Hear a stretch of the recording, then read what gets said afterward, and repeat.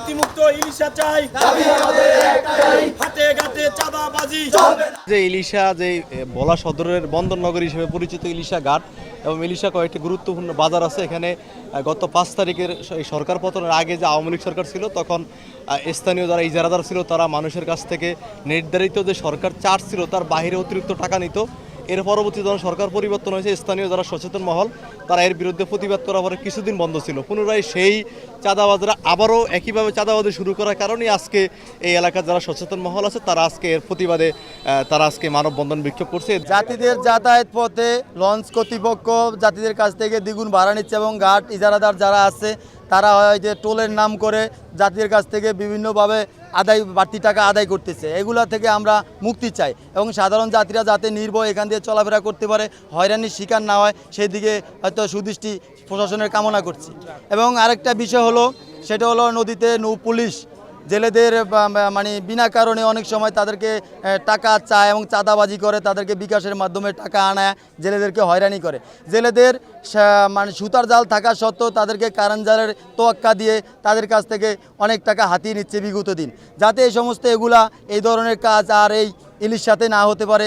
আমাদের এখানে ইলিশা লক্ষ্মীপুরের দূরত্ব হলো 46 কিলোমিটার, যেটা সরকারি হিসাব আসে 145 টাকা ভাড়া। সেখানে প্রতিনিয়ত বিআইটিবিটির লোক সহকারে বিভিন্ন প্রশাসনের লোক উপস্থিতিতে বিভিন্ন যাত্রীদের অভিযোগ থাকা সত্ত্বেও তারা 200 টাকা করে ভাড়া নিচ্ছে।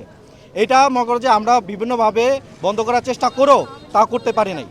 ইভেন ভোলা লক্ষ্মীপুর রুটে বিভিন্ন ধরনের যে নৌযানগুলি আছে যেমন স্পিড বোট, ট্রলার, বিভিন্ন ধরনের কাঠবডি যেগুলি আছে সেগুলিভাবে আমরা নিজেরাও অনেকভাবে প্রতিরোধ করছি।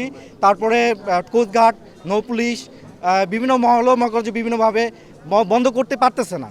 এটা বন্ধ করা না পারার কারণ হলো তারা আমাদের লোক দেখানো অভিযান চালায়, তারপর 2 দিন পরে যেই সেই এগুলি সম্পূর্ণ ঘাট ইজারাদাররা সম্পূর্ণভাবে এটা উস্কানিমূলকভাবে তাদেরকে মনে প্রশ্রয় দিচ্ছে দেখি এভাবে এখনও নৌযানগুলি চলছে। আমরা এগুলি অবশ্যই বন্ধ করতে চাই এবং আমাদের সাথে ছাত্র জনতা সহকারে পূর্ব ইলিশার সকল নাগরিক আমাদের সাথে ঐক্যমত পোষণ করেছে।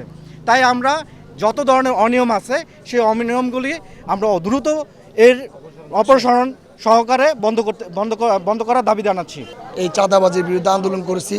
আমাদের ইলিশা ফেরিঘাট, লঞ্চঘাট, পারাপার ঘাট এবং আমাদের জংশন বাজারই যারা আগে ছিল চড়ি প্রতি 50 টাকা, এখন সেটা হচ্ছে 70 টাকা। হ্যাঁ, এখন এই চাঁদাবাজির বিরুদ্ধে আমরা দ্বিতীয়বারের মতো দেশের দুর্নীতি যাতে না হয় আমরা স্বাধীন করেছি। এখন দেখতেছি বিগত দিনের চাইতে এখন আরও বেশি পুনরাবৃদ্ধি পাইতেছে। এরা কারা? বিএনপির নাম বেছে এরা চাঁদাবাজি করে, এদের আমাদের দলের ভাবমূর্তি নষ্ট হইতেছে। অর্থাৎ এই নাম বেছে যারা তাদেরকে প্রশাসনের আওতায় নেওয়া হোক, এটা প্রশাসনের কাছে আমাদের বিনীত অনুরোধ।